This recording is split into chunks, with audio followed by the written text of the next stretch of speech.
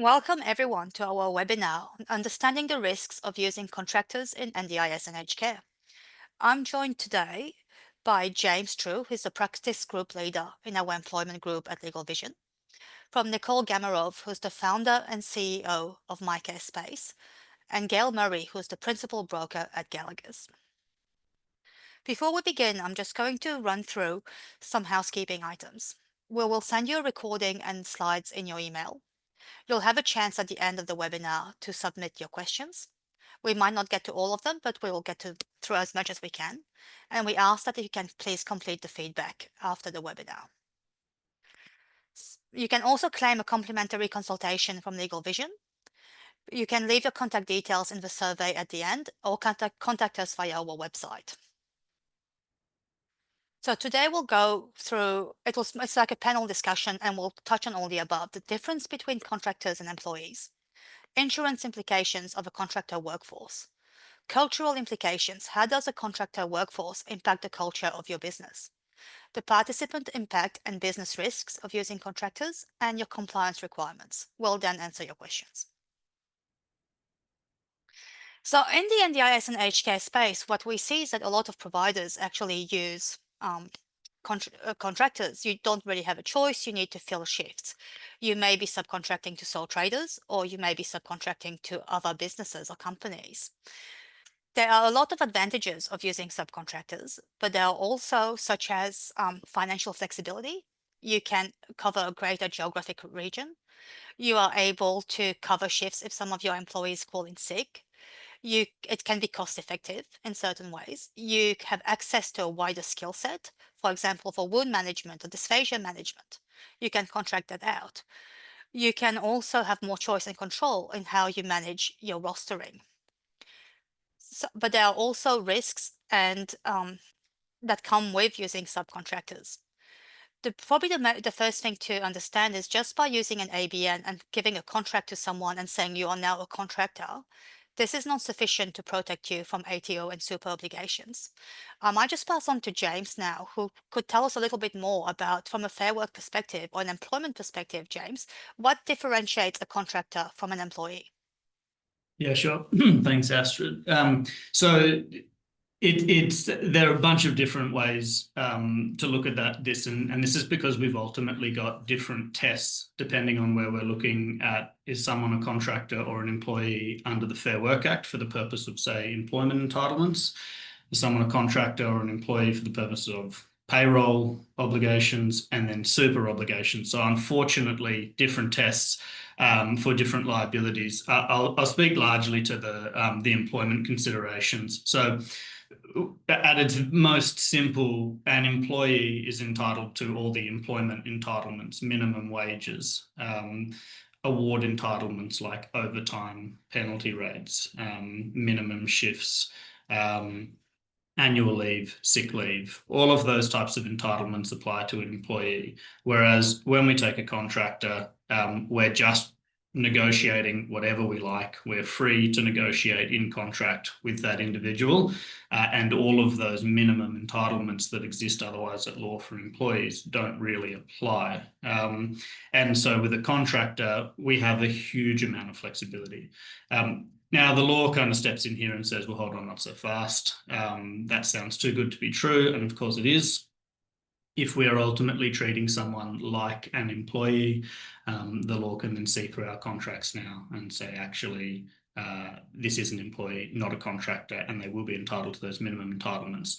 The way we make that assessment, and there has been a big back and forth legally over the last, realistically, 3 to 4 years, although starting in the late 90s with some high court consideration on this issue, is we make a full assessment of the relationship between the parties. So the courts can set aside what's in your contract and decide, do we have an employee or a contractor? They make that assessment looking at 2 key indicia. One is a question of integration, and the second is a question of control.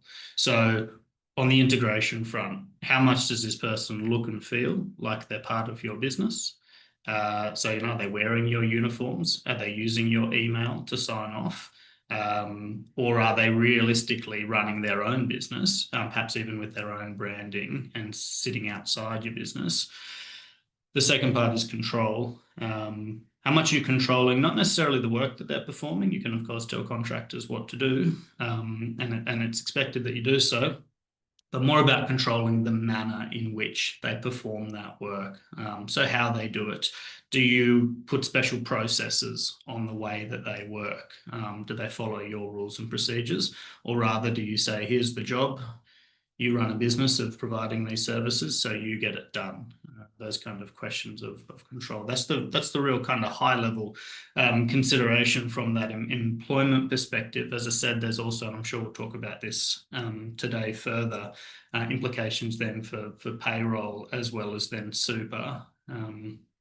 So yeah, maybe back to you, Astrid, but I think that's the kind of the high level of what we're dealing here with, difference between contractors and employees. But it seems like quite a complex question, James, that might not be easily answered, and we'd have to look at a range of factors to work out if someone is actually an employee or a contractor, and things change really quickly. 100%. You're immediately in the grey. Employees generally, we'd say if you engage someone as an employee, okay, we know they're an employee, and that's pretty black and white. Once we're clear it's employment, we're clear it's employment. I would say 98% of the independent contractors who are engaged by companies in all industries across the country are sitting somewhere in the middle, and very rarely are they actually. We're talking about a spectrum here with employee on one end and contractor on the other. They are very rarely all the way on the end, absolutely categorically a contractor. So you are immediately somewhere in the middle, and we're talking about risk the second you engage contractors. Speaking of risk, Gail, do you have anything to add in relation to insurance? Like, will this classification of employee and contractor impact a provider's insurance? Yes, definitely. Look, the workers' compensation legislations are different for each state and territory, but primarily it does come back to the control aspect. However, there is one element that most jurisdictions will rely upon, is that does the contractor rely upon the principal place of work? So if you've got a support worker that is working for your client, that is a contractor and they work consistently for that client, they may very well deem to be an employee under workers' compensation, particularly if they injure themselves. So it's important to understand that any sole traders, partnerships or trusts that you're utilising as contractors, you may very well need to declare them under your workers' compensation insurance and pay premium on them. If they are injured and actually do contest your workers' comp if they're not being declared, the judge may very well align that they actually are an employee under that state or jurisdiction, and then you'll have to pay costs associated with that under your policy at a later date when the insurer comes back to audit your policy for all of your contractors. The only way that we know that a business fully can be ensure that a contractor is covered appropriately under their own policy is if they're a proprietary limited company. Then they must take, under statutory law, a workers' compensation policy in their own right. So that is the only way a contractor is actually insured separately from the principal's place of work. Thanks, Astrid. Thanks, Gail. Nicole, so when you're on the ground and you're working with providers, what can you see in terms of cultural implications? What are the issues that you see with a contractor workforce? Yeah, and that's a great question, because I guess there's the hard sort of legal, debate, and it's gray areas, and then you've got the insurance issues, and then of course you've got the cultural issues, and that's something we see at MyCareSpace all the time. We work with hundreds of providers all the time, and while providers think that engaging contractors is going to give them the best business outcome, it's going to deliver profits, what they don't necessarily realize is actually there's a strong body of evidence that shows that strong team culture results in successful businesses. So then you have to ask yourself, well, what do businesses do to develop that strong culture? Well, first of all, the leadership has to live by the values, and that has to flow through into the workforce. So if you've got people who are contractors who are sort of on the side and not actually part of that everyday value system, they might not be, might not actually understand what the values are that the company require people to actually live by. So that's one of the most important things. The other thing is, often with contractors, it feels like a transactional arrangement. So they're tasks that you are paying the contractor to complete. And so that feels very transactional, which actually flies in the face of building a team culture, right? And a culture. So when you're trying to build a team culture, you want to make sure that the team is cohesive, and that there are, there are activities beyond just daily tasks, or beyond just going in and supporting people in the community. There are tasks that actually bring the team together. And again, if you're keeping your contractors to the side because you don't want them to be deemed as employees, then they won't actually be part of that culture. And ultimately, the big factor is it results in a negative customer experience. So all of these cultural issues sound soft, but they're not, because at the end of the day, if that strong culture doesn't flow through to your contractors, it can result in a negative customer experience, and then you'll struggle to retain your customers. So that's just the tip of the iceberg when talking about culture, I think, and contractors.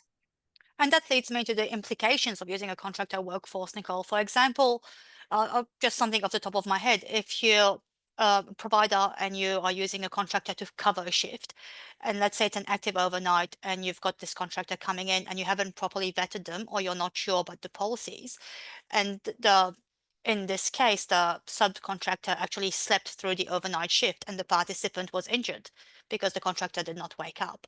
That can obviously cause quite major issues for the provider that hired the contractor. Gail, is there a way that a provider could cover this with insurance? Can you protect yourself, irrespective of the insurance held by the subby, if something goes wrong on your watch?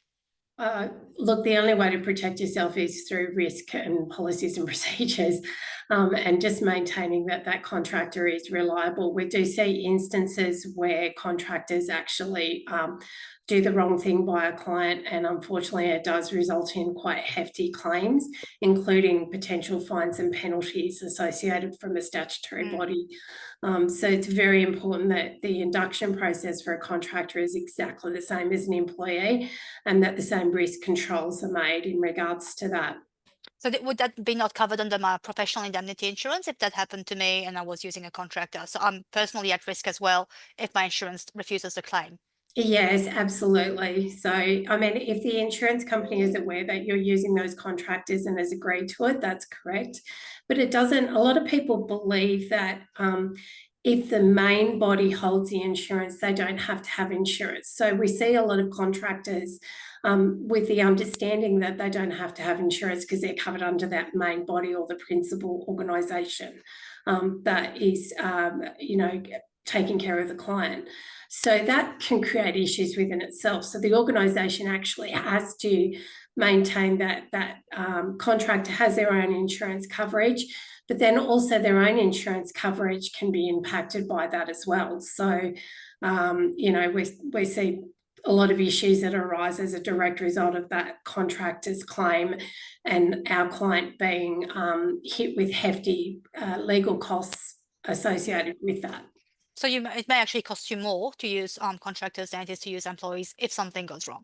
Yeah, absolutely. Look, I mean, at the end of the day, we're seeing major excesses for contractors. They can be anywhere from sort of like, $25,000 to $100,000 excess if something was to happen that your contractor caused that claim.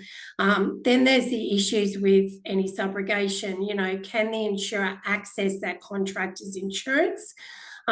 Is that the right policy? Is the insurer going to decline that contractor's insurance because they've taken a very generic off-the-shelf type of insurance policy, and the principal organisation hasn't reviewed that insurance to make sure that it's appropriate for what's actually happening? The other thing that we see as well, Astrid, is that particularly with allied health insurance, a lot of insurance policies will not cover allied health if they're contractors. So they absolutely have to insure themselves anyway. Once again, it's up to the principal organisation to make sure that that allied health professional has the appropriate insurance, and that should there be a claim, that claim will actually respond appropriately for that particular organisation.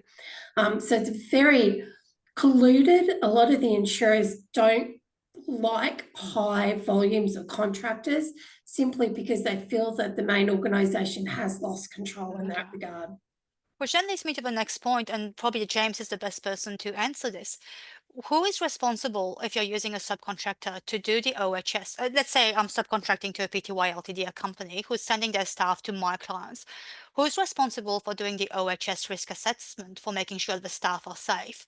And let's say for one of the workers, for whatever reason, is injured on the job. I'm assuming they would then be claiming from the workers' compensation from their employer, not the client. But James, can you, if we're using a sole trader, will that change? Who's taking on the risk of making sure the workplace is safe? Yeah, and when we look at things from a safety perspective, I mean, the answer is everyone's responsible under your WHS laws and OHS laws in Victoria. The upshot is each person along that chain is going to have, or each business or entity is going to have their own obligations. But one of the ways, if you're the head contractor there, if you're engaging subcontractors, one of the very first steps you should take in terms of discharging your obligations, which ultimately boil down to taking reasonable steps to keep all your workers safe and free from risk. But one of the most sensible and first steps you would do is vet the people that you are engaging, vet your subcontractors, make sure that they actually are aware of their safety obligations. And you would do that as part of, a more general vetting process, which I suppose you and Nicole and Gail can speak to more in terms of all the other things you'd look at in the context of an NDIS business and the things you want to check. I mean, you'd certainly look at the policies and properly interrogate what their policies are. From a contractual perspective, when we're preparing independent contractor agreements, we will require that the contractor maintains a list of policies which might exist in a schedule, and they're all spelt out, and the client will add them in there. But the step then to actually ensure that those policies have been taken out, and then to Gail's earlier point, that they're actually the right policies with the right level of cover, is a pretty in-depth process. I'm not sure whether all businesses are going that far on their vetting process, but you would also extend then, of course, your safety obligations are huge. And just having a warranty in that contract which says, oh yes, but you're going to comply with the safety laws, you're going to keep your people safe and you won't do anything that'll put anyone at risk, is not going far enough as far as the law is concerned there. So properly interrogating their processes is really important. And if you haven't done that, then yes, you can be on the hook for penalties if there are any safety incidents along the way. Sorry, can I just add to that aspect too, is that so even if somebody is a proprietary limited company and carries their workers' compensation insurance, it doesn't negate the fact that the workers' compensation insurer can still sue the head principal place of employment for common law under their public liability insurance. And that's really where I'm talking about those main excesses coming through, is because they can say that the principal employer was responsible for the injury to that contractor in certain circumstances. So you can have that two-prong approach sort of happening where you're getting hit even if that contractor does have their own insurance policy. Okay, thanks for that, Gail. So basically, like in the NDIS and aged care, we see potentially three main types of subcontracting, where a provider is subcontracting to another provider to basically just cover shifts. We have the sole traders who are being subcontracted to do the work. We also have a lot of platforms where the platform is connecting participants to providers, but they're not actually actively engaged. In terms of platform providers, Gail, have you seen any insurance impacts on the type of insurance that they need to hold? Yeah, look, ultimately there's a lot of platform providers pivoting at the moment, trying to get Yeah. insurance for their contractors. So we've seen a lot of those major companies that I won't say their names, but that are out there sourcing insurance. Look, once again, it might be a public liability aspect for those platform providers. They may have it. A lot of insurers are just not interested because, once again, there's no control. So any new people that are looking at that platforms type scenario, realistically, it would be better to know that that support worker has their own insurance policy, and particularly for their workers' compensation aspect as well. So we can see some real issues with those platform providers. It's great services for people and it opens up things. However, it does create issues in particular for those workers' comp and public liability, those contractors. And Gail, just to jump in, I mean, we see it a lot at MyCareSpace when providers register with us. We do ask them, are you engaging contractors?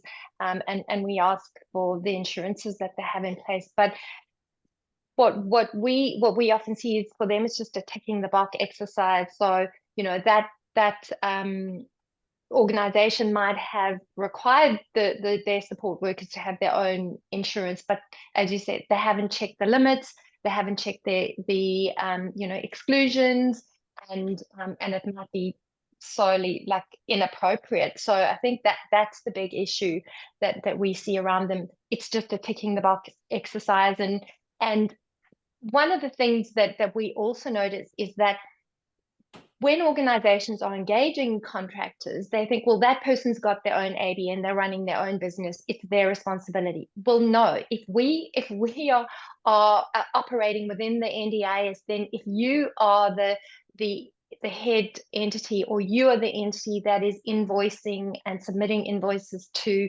plan managers and on behalf of, I guess, on behalf of the participant, then it's your responsibility.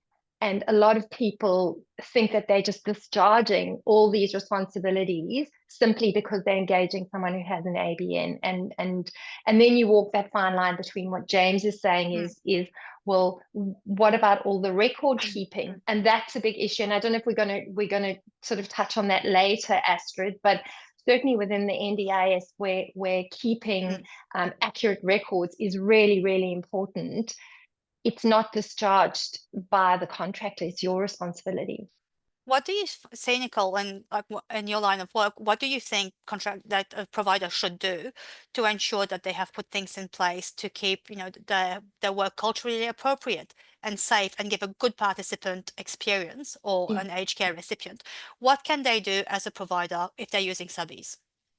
Well, I think it touches on everything that sort of you, James, and Gail have said. So ultimately, if you really care about that customer experience, then that subcontractor really needs to be treated as an employee in some key areas. And of course, you have to risk assess the way that subcontractor is engaging for you. So there are certain roles which are less risky, but if they are engaging in what we would consider a higher risk activity, so they're delivering positive behavior supports, or they are working with participants that have complex care and there's manual handling, then they really need to consider what policies and procedures does the contractor need to be very familiar with, and they need to make sure that they understand whether it's the incident management, whether it's complaints management, the use of restrictive practices. So being familiar with the organization's policies and making sure that person is properly trained. Just because you are using someone who has their own ABN, it doesn't discharge you of the responsibilities of making sure that they have the appropriate services. And I think that mentality of, well, this person's a contractor, I'm not going to invest in them, is a very dangerous one. And it's a dangerous one on a cultural level, but it's also a dangerous one when, if that person isn't being properly onboarded into your system, they're not receiving all the training, and they actually shouldn't be working in the environment that they are working. That's going to be putting your business at risk without you actually realizing it. And it's only when you realize that your insurance isn't going to respond. So you walk that fine line of making sure that those contractors have access to all the training that they need, that they have access to your systems. And it might be as simple as, do they have access to your SharePoint? So if there has been an incident, they can actually log those shift notes, and they can log, an incident report. If there's been a complaint, do they have access to your complaints register so they can log the complaint, and someone can then follow it up? So simple things can actually go a long way. A lot of it comes down to record keeping, onboarding them, and the training are the three things I would say to look out. That sounds great. And also add on making sure that they understand their obligations in relation to privacy, because you're basically sharing personal information between you as a provider that's contracting with a client with a subcontractor. So you have to be totally across your privacy requirements, both under the Commonwealth and also its various states, because you can be considered to be dealing with health records, and as well as ensuring that your subcontractor is treating this personal information in accordance with the laws. What I'm hearing, though, from Nicole and Gail is that to create a culturally appropriate environment and safe environment, you need to require a degree of control over your subcontractors, which is quite high. If you're dealing with a PTY LTD, that's not too much of an issue. But I think this level of control, James, might be tipping the line back to employees as opposed to contractors. Is that correct? Yeah, in short. And that is I guess the tension. That's what a business has to weigh up here. It's probably a good opportunity to look at, okay, what is the risk if we get it wrong there from an employment perspective with a contractor? That's what you're balancing. If you say, and we're obviously keeping things at a high level here, but if we say, well, let's from our NDIS compliance and cultural benefits perspective, we see it as a positive to exert a large amount of control on a contractor. Okay, well, what's the risk then from an employment perspective if we do that? Yes, if we exert a lot of control on a contractor, we increase the likelihood that a court would find they are in substance an employee. Okay, so what? What you might find yourself up for then is back payment of employment entitlements. Now, depending on how you're paying your contractor, you might have met minimum wage or minimum award entitlements anyway, and that may not be a significant concern for you, but certainly things like leave, if the relationship had ended, notice periods, might be things like redundancy pay. But the bigger things that will probably end up causing a problem for you will be super contributions. Now, super has a different test to when we're looking at the employment considerations. Firstly, you can, even if someone is a contractor at law, you can still be liable to make super contributions to them. Now, I'm not a tax expert, but broadly the test there is that when the contractor performs the services personally, and when they don't have a right to delegate the work, they're not engaged just to perform or achieve a particular result, that's when you can find yourself having to pay them super. So, and there are some cases which look at, okay, well, in the contract, we did actually have they are allowed to subcontract or delegate the performance of the services to someone else, but they need our consent to do it. That's a very standard clause in an independent contractor agreement. And courts have considered that, and it's always turns on the specific drafting, but have said, well, hang on, you haven't given them an unfettered right to delegate that work. And so that looks like a clause which is just sitting there just because it exists in most template agreements, and therefore that doesn't get you off the hook from the super front. So the things you might find then are, yes, you're going to be on the hook for super as well. There are also, I should say, penalties for what's referred to as sham contracting. So beyond the entitlements and back paying the entitlements, which can, they can be significant and it can absolutely sting you, particularly when you look at, when we look at the Shads Award and how quickly allowances can run away from you. If you've been paying a contractor a flat rate, flat hourly rate, which meets or is near an award minimum, you might find that when we deal with them as an employee, that would have very quickly turned into an overtime rate. Penalty rates, which are cumulative, don't reset, and that's when the back payment liability can really get away from you. And certainly, if you're engaging contractors with a view to avoid having to pay those entitlements, and they are in substance employees, you bring yourself into the realm of penalties from the Fair Work Ombudsman. So that can be a significant compliance or a significant risk for a business, and that's what you're weighing up. And of course, there are big benefits in engaging contractors, and there are many businesses out there running the risk on it. But absolutely, coming back to that main point, the more control you're exerting, the more likely you've got an employee on your hands. So if I jump in, Astrid, just because to build on what James has said, I think, you know, we can't deny the fact that there are benefits, and especially, you know, at MyCareSpace, we see a lot of new providers starting. They don't have a lot of working capital, so they really need to use those contractors. For us, the big issue is having the ability to differentiate the risk profile of different tasks. And based on everything that we're saying, the higher risk tasks should really be done by employees, and then the less risky tasks potentially by the contractors, because ultimately you want to be able to have control over those higher risk tasks. So I think it's important to understand, you know, and be able to differentiate so you can benefit from having a flexible workforce. Yeah. Yeah, that's a very good point, Nicole, because that's basically how the industry currently works. It's a question now of mitigating the risks and putting things in place to make sure that you are reducing the risk as much as possible while using the contractors.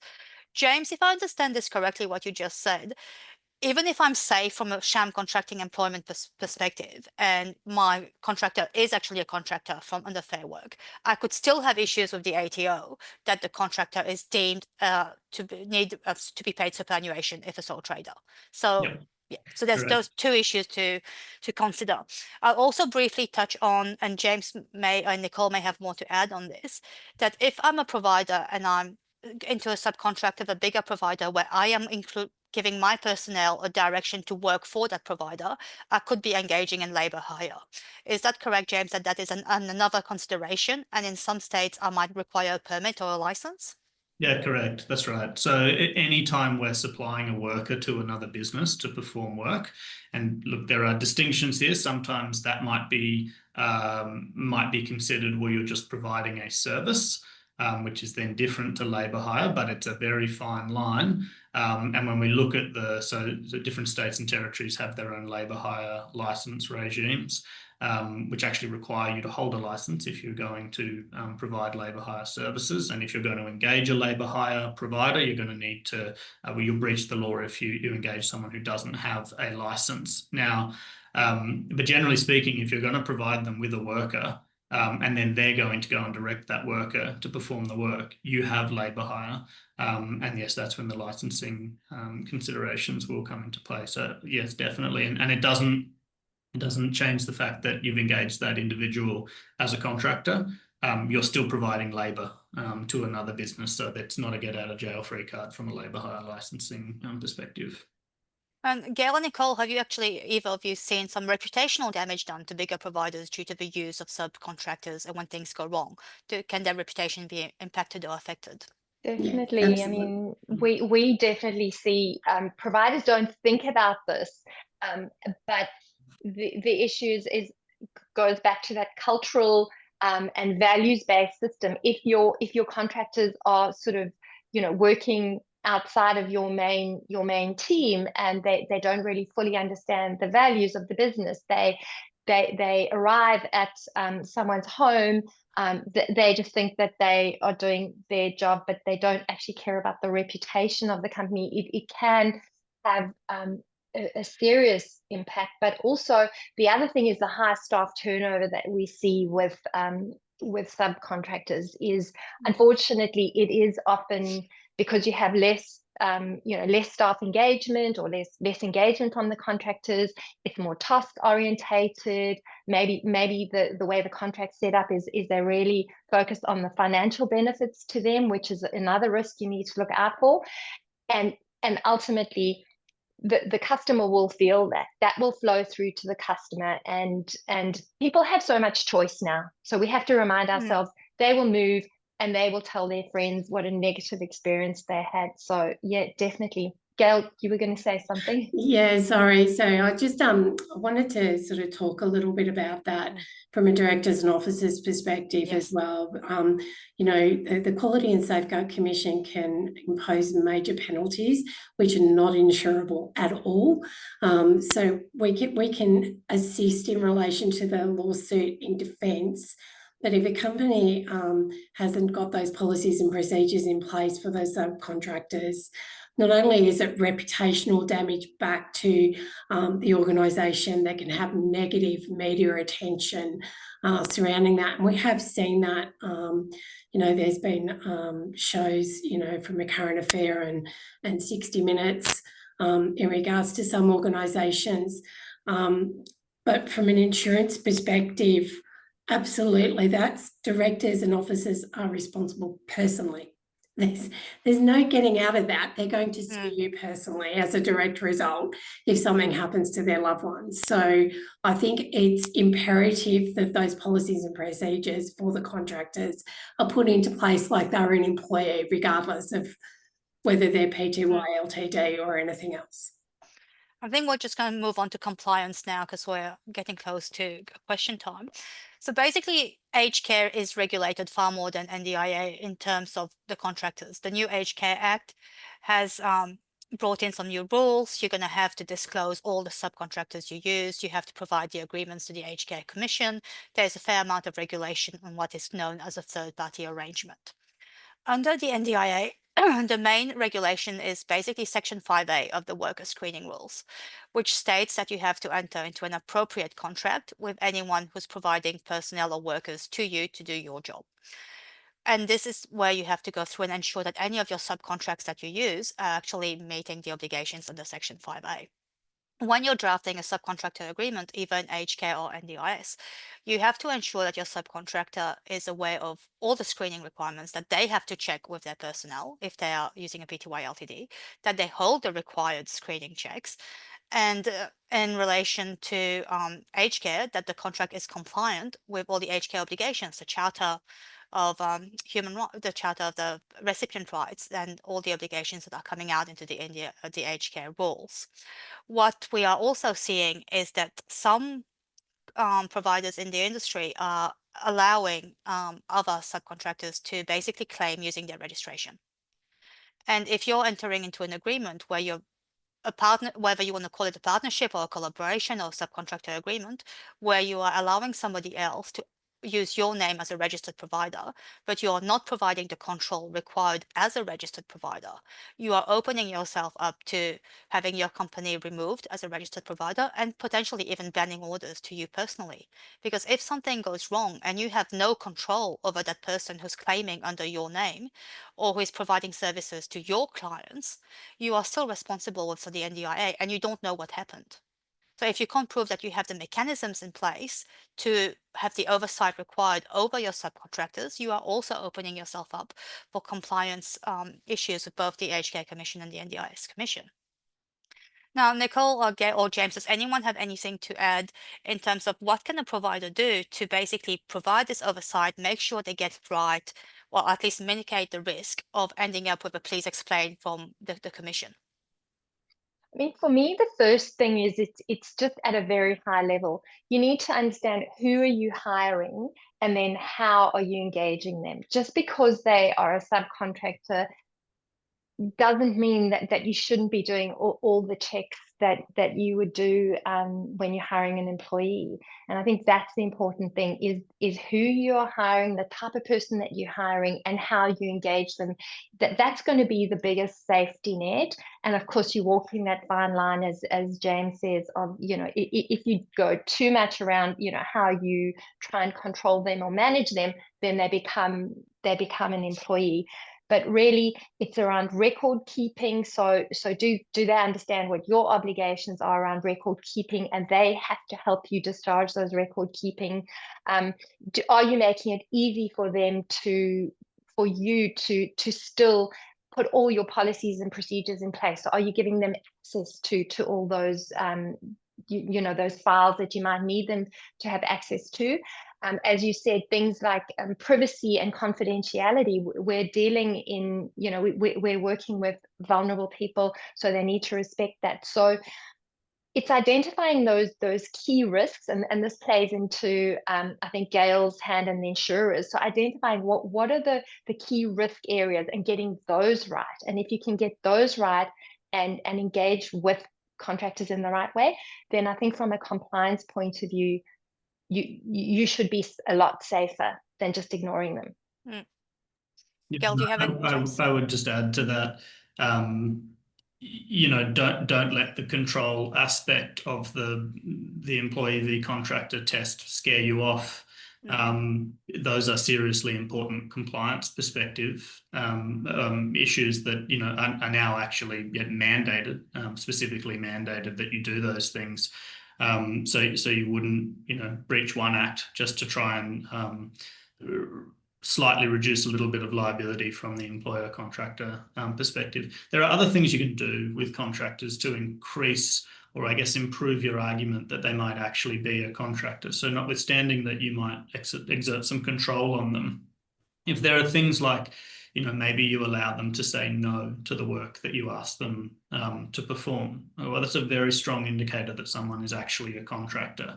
If you were to allow them to work for other businesses, yet another very strong indicator that that person or that entity is actually an independent contractor. So there are other things you can do which will support your argument, and ultimately it will be an argument. As I said, we're dealing in the grey here.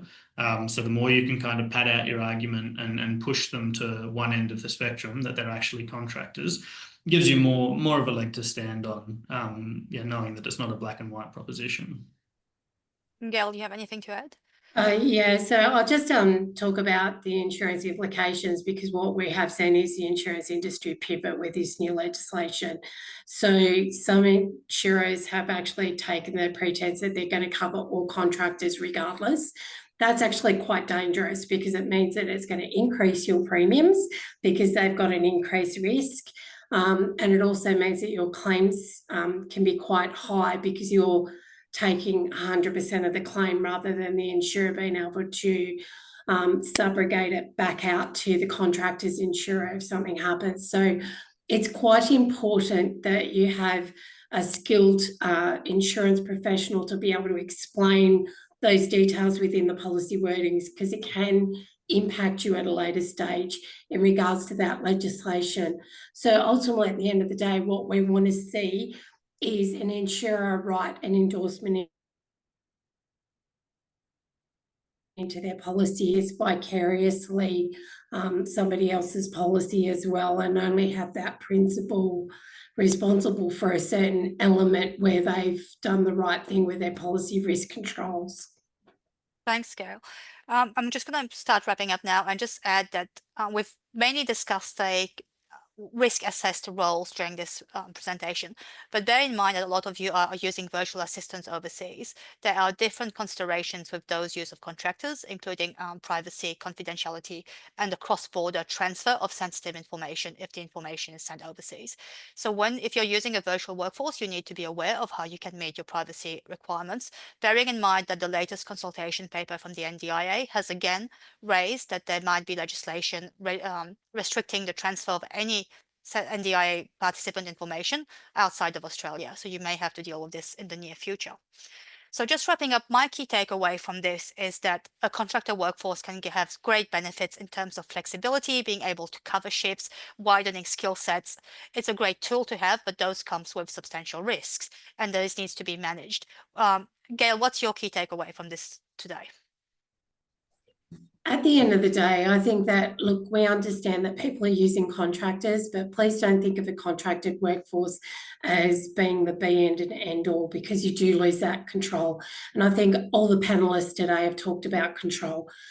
From an underwriting perspective, that's exactly what we want to see. If you have a small element to take on where you have staff away on leave, or you need to subcontract out an allied health professional, make sure you've got your insurance policies in place and that they're appropriate. Thanks, Gail. Nicole? I think just going back to what I said, it makes sense in some circumstances to use contractors. So by all means, have that flexibility, but make sure you understand who you're hiring and understand how you need to engage that person relative to the risk of the activities that they're doing, because ultimately this impacts your customers and your reputation. So if you think about all those things in a continuum, you will make sensible decisions. Thank you. And James, what about you? Yeah, legally, look, there's risk from an employment entitlements perspective. There's risk from a super perspective. There's risk from a payroll tax perspective. None of that's a reason not to engage contractors. And it's your business. Run your business how you like. Just be aware that those risks exist and understand them. And if you don't understand them, take advice. That sounds great. So now this concludes the main part of our webinar. You may find our publication useful, and you can download it by scanning this QR code. While you're putting in your questions, I'll just go through that we have an upcoming event, which is Ask an Employment Lawyer, Contracts Performance and Navigating Dismissals. This is on Thursday, the 25th of September. We also offer a membership, and you can become a LegalVision member, where you have a whole experienced legal team at your fingertips for an affordable monthly fee. You can speak to a contract lawyer such as myself or an employment lawyer such as James, and help you navigate all those day-to-day issues that impact your business. You can claim your complimentary legal health check by letting us know at the end of the webinar when you complete the survey. And here are contact details for Nicole and Gail. Gail can assist you with all your insurance needs, and Nicole can help you with your regulatory needs, helping you become compliant and stay compliant. Now we move on to our questions and answers. Gail, there's one for you. Do we need to have workers' compensation for contractors in each state? And is it the state in which the contractor is located? Yes, absolutely. So we get a lot of people working from home. So if you've got plan managers or anybody else that's perhaps not face-to-face, if they're working from home, they need to be insured in the state that they're working. So it is a statutory requirement that you have insurance in every state that a worker is actually based and located. Yeah. Thank you. And James, what happens if you have an employee and they're not following policies and procedures? You can basically performance manage them, and in severe breaches, you can terminate them. What happens if a contractor is not following the policies and procedures? Yeah, so if someone's a genuine contractor, they don't have any right to ongoing work like a permanent employee would. So you would be well within your rights to simply terminate that contract. No longer ask them to provide any services to the business. Of course, that's the sort of relatively fatal approach to it, and there's nothing stopping you, in a sense, still, counselling them and making it clear how you want them to provide the services. But ultimately, that's the benefit of having a contractor, is you can walk away at any point. And James, I just add to that, what we've seen and we've used in our own business is when you're setting up the contract with the contractor, you can set it up in whichever way you want to set it up. And if you're thinking about the customer experience and the quality of the services, then you can put some criteria in there that you can use to monitor that contractors, the task that they're delivering or their performance. So I think it's important to think about that before. It's hard to manage someone's performance afterwards, and if it's not in the contract. But if you can link some of their remuneration to the quality of the services that they're delivering, or some key sort of performance indicators, then that can help you manage that risk. That's right, yeah. Thanks. We have a question about reporting. Do you need to give access to the contractor and to your product? No, you don't. But what you do need is to have a compliance mechanism in place so that the contractor can report the incidents, and then you can assess what to do with this incident report. Is it a mandatory reporting incident? Do you have to report it to the commission? How are you managing it, whether it's mandatory reporting or not? So you have to have your incident reporting policies and procedures clearly in place for your business, and the contractor needs to be aware of what they have to do. In terms of independent contractors who are trades, such as plumbers, electricians, etc., Does that change your advice, James, in terms of the control test, or is it basically the same but just a lower risk because they're not doing regular work? Well, the second half of that test is, so part would be control, but remember we're talking about controlling the manner in which they perform the work. So if we could bring a plumber out, we might say, I want you to fix that tap, but we certainly don't tell them how to fix the tap. Well, we ordinarily don't tell them how to fix the tap. We say, you're a plumber, you know how to do that, so I'll leave you to do it. I've asked you to perform the task and you carry on a business where you have the expertise to fix the tap. So we're not telling you how to fix the tap. And so in that sense, you can be really confident with trades, you know, that they're not going to end up becoming your employee. There's a very limited amount of control exerted on the way they perform the services. And then the second part of the test is integration.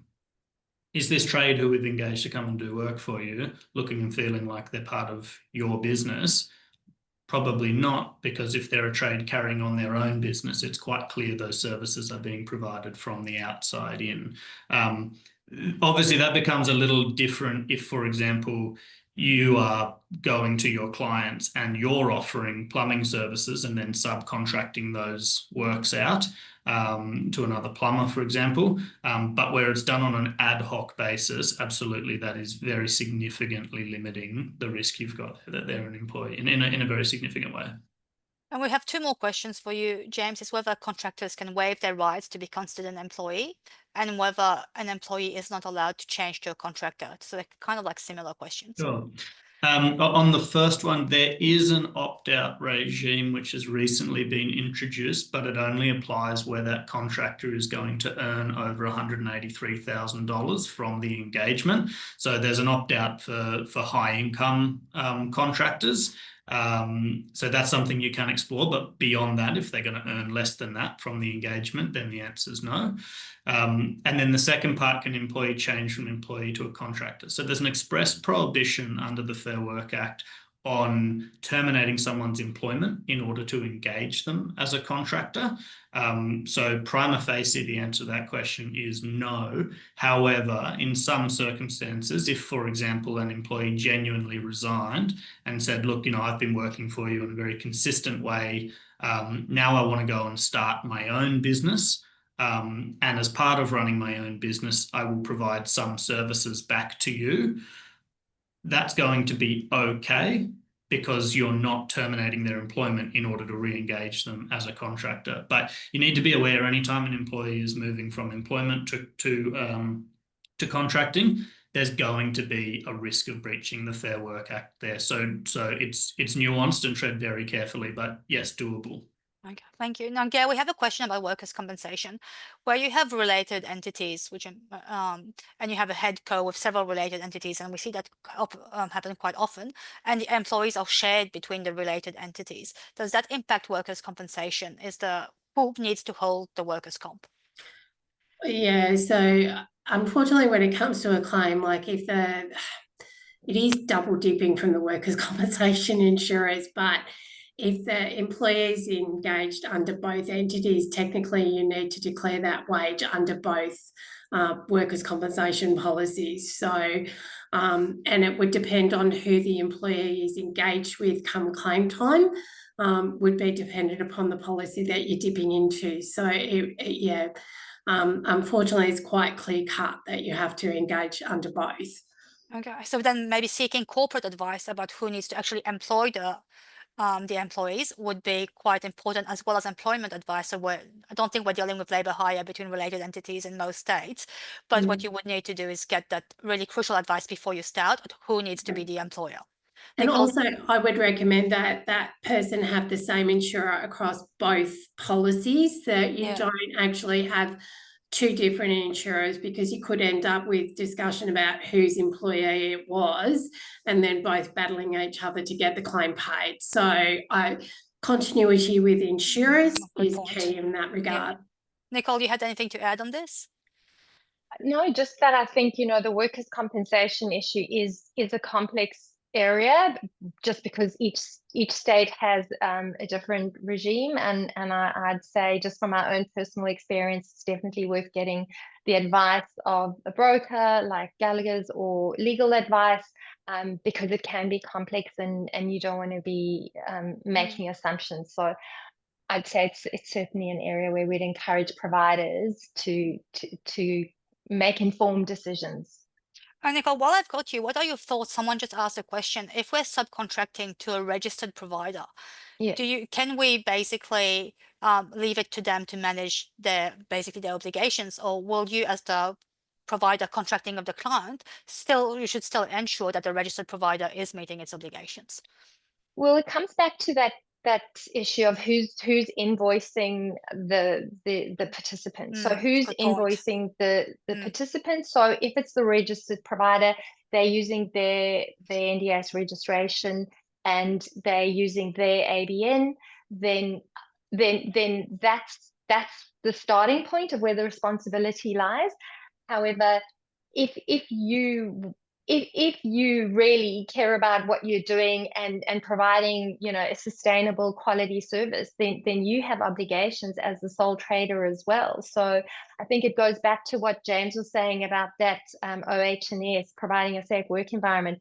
It's really up to everybody in that chain of command, because if not, that's where these arrangements they're not sustainable. So I would encourage you to have the conversation with that NDIS provider. They are the ones invoicing. They have the primary responsibility, but you should be helping them discharge those responsibilities and have the conversation. Don't make assumptions. Things go wrong when in these arrangements people make assumptions, and so that would be my advice. Thank you. We have an interesting question. We've been mainly focusing on the PTY LTD using subcontractors, but someone is asking, if I am a sole trader and I am using subcontractors, do I need to hold workers' comp insurance? That's for you, Gail, and also whether there's any impacts, James, from an employment perspective. Can the sole trader be deemed an employer? Gail? So legally, you can't take a workers' compensation policy for a sole trader.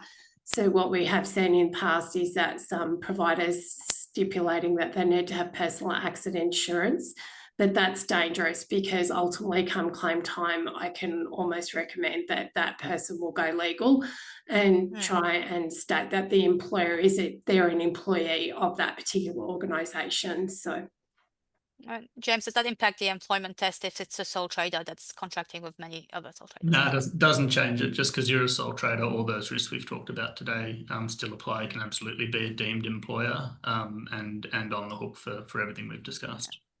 We are getting a number of questions about the payroll tax and the recent Uber case. I am not a tax lawyer, neither is James, but I think James can speak very broadly to what this means for people engaging subcontractors. Yeah, and I'll preface it too with I'm also not a tax lawyer, but we come across this a little bit. So at a high level, the Uber decision, if you're engaging your contractors directly, this Uber decision doesn't change very much from a payroll tax perspective. Your obligations are the same there. The interesting development in relation to the Uber case is that where you're operating a platform and merely just putting the worker in touch with the participant, the payments then going through your platform based on this most recent Uber decision can attract payroll tax. Now, that's pretty significant development, and this case is an appeal from the first instance where the opposite was held. So it's quite possible that we'll see Uber take it to the High Court. They've got one more avenue to appeal it, and you would expect they would, given the financial implications of Uber having to pay payroll tax on every dollar that goes through the platform to the drivers.